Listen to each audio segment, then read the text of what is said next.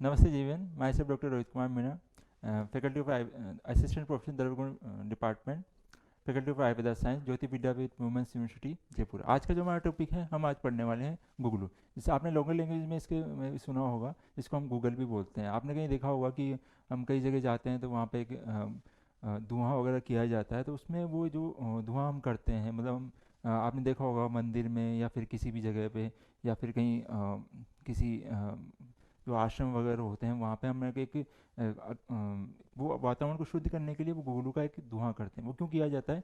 क्योंकि वो ये गुगलू की जो ये क्या करेगा, वातावरण को शुद्ध करने वाला, वातावरण को शुद्ध करना in the sense modern science में इसको कहा जाता है कि ये वातावरण में जितने भी बैक्टीरियाज हैं उनको ख़त्म करने वाला होता है। ठीक है, हम बात करते हैं इसकी।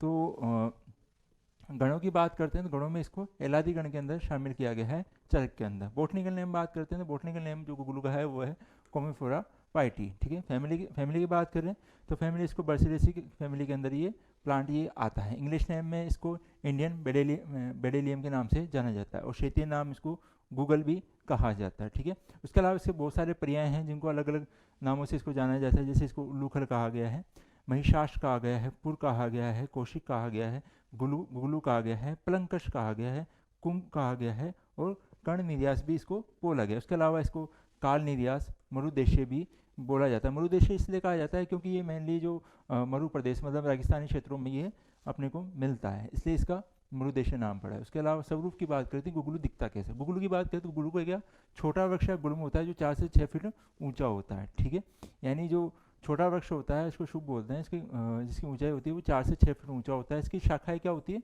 कांटेदार होगी। ये जो शाखाएं हैं उस पर छोटे छोटे अपने कांटे मिलेंगे। इसके जो पत्र है मतलब जिसकी लीव्स है वो नीम के समान संयुक्त एकांत है तथा पत्र कोणभूत होती है। उसके अलावा बात करते हैं पुष्प इसकी फ्लावरिंग की, तो फ्लावर इसके जो होते हैं वो रक्तवर्ण, रक्तवर्ण मतलब होता है कि इसके जो फ्लावर होते हैं वो हमें रेड कलर के मिलेंगे, और पंचदल युक्त होते हैं। फल इसके मांसल मिलेंगे, लंबे मिलेंगे, गोल मिलेंगे, और रक्तवर्ण के उसका।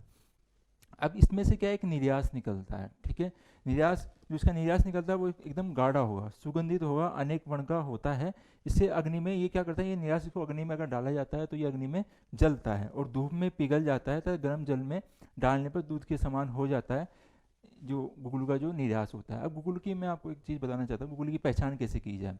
तो गुगलू का जो प्लांट होता है, ठीक है, प्लांट से अनेक शाखाएं निकली हुई होती है। ठीक है, अब इसमें क्या होता है, इसके जो शाखाएं निकली हुई होती हैं, हमें अगर गुगलू की पहचान करनी है तो हम शाखाओं में क्या करेंगे, जो शाखाएं होती हैं वहाँ से इसमें क्या है कि हम अगर अंगुली से क्या करेंगे कि इसको रगड़ते हैं। जिससे रगड़ने करने से क्या होता है, नाखून से खुरचने का काम करेंगे तो उससे क्या होगा कि जो हमारे आप उसके बाद आप अपने नाखून को या अपने फिंगर को जब स्मेल करोगे तो उसमें एक कच्ची कैरी जैसी स्मेल आती है, तो हम पहचान कर सकते हैं कि ये गुगलू का ये प्लांट है। ठीक है, उसके अलावा इसके रासायनिक संगठन की बात करें तो इसमें जो आर्द्रता होती है वो 6.1%, उड़नशील तेल जो होते हैं वो 0.6%, राल गोंद होती है वो 26.3%, विजातीय द्रव्य होते हैं वो 3.2% इसमें पाए जाते हैं।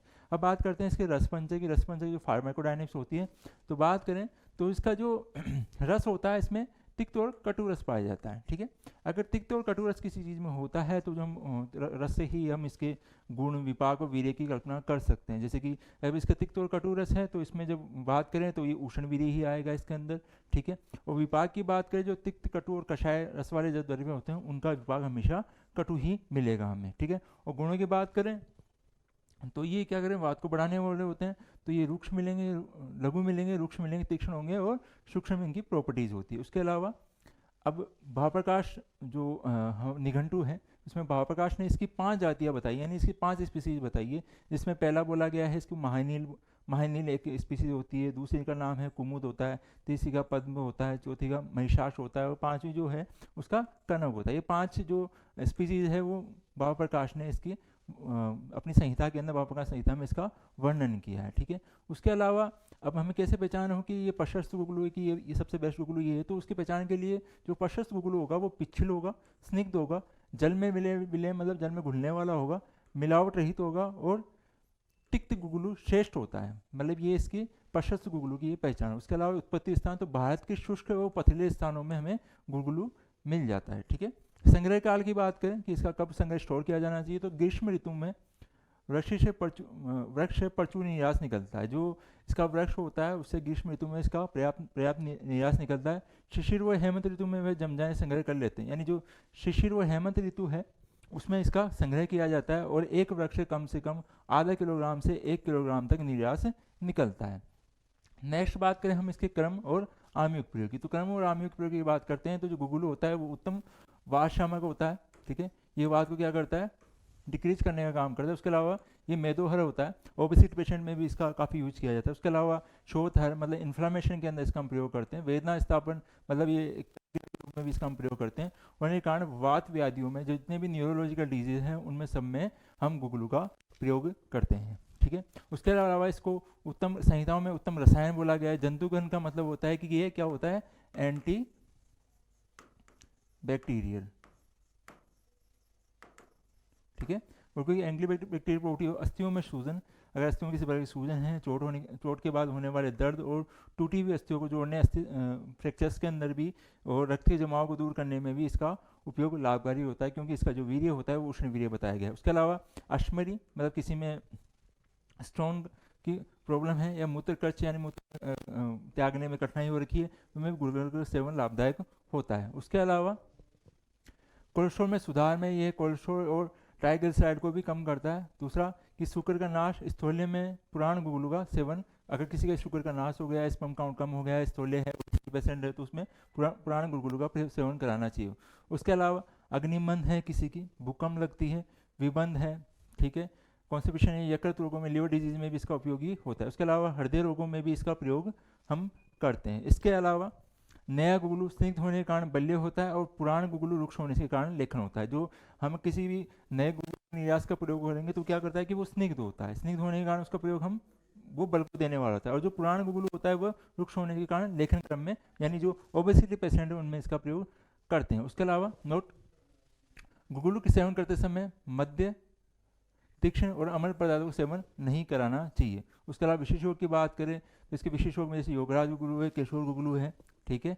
और प्रयोजन की बात करें कि यूजफुल पार्ट क्या होता है, जो गुगुलू का निर्यास होता है उसका ही हमेशा प्रयोग किया जाता है। मात्रा की बात करें तो इसकी जो डोज बताई गई है संहिताओं में 2 से 4 ग्राम बताई गई है। अब बात करते हैं गुगुलू का शोधन कैसे किया जाता है। गुगुलू शोधन करने के लिए दुग्ध में इसको क्या करते हैं, जो गोदुग्ध होता है उसमें स्वेदन करने से ये शुद्ध हो जाता है, ठीक है।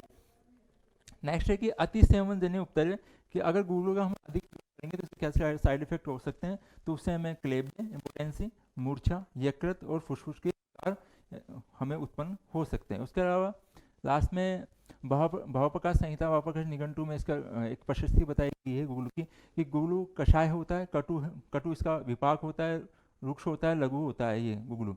उसके अलावा ये भगन संधान मतलब कि किसी भी प्रकार के फ्रैक्चर्स में इसका प्रयोग किया जाता है। उसके अलावा इसको वृक्ष बोला है, वृक्ष का मतलब होता है कि ये सेक्सुअल पावर को बढ़ाने वाला होता है। उसके अलावा ये सूक्ष्म और एक इसको रसायन कहा गया है, रसायन इन द सेंस कि ये इम्यूनिटी को बढ़ाने वाला होता है।